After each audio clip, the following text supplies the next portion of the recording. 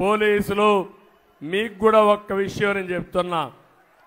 జగన్ దెబ్బకు రాష్ట్రంలో మొత్తం భ్రష్టు పట్టించే పరిస్థితి వచ్చాడు. ఒక రంగం కాదు, అన్ని రంగాలు దెబ్బతిన్నాయి.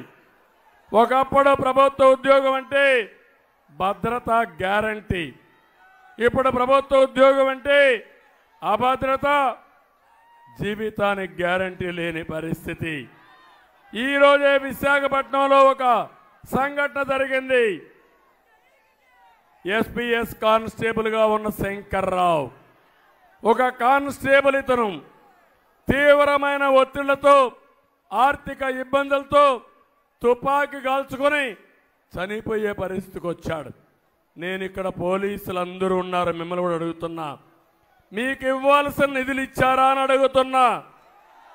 ఇంకో పక్క మీరు చూస్తే సరెండర్ లీవులు పెండింగ్ పెట్టాడు, డిఏ పెండింగ్ పెట్టాడు, టీఏ పెండింగ్ పెట్టాడు, పిఆర్సీ రావాల్సిన డబ్బులు ఇవ్వడం లేదు.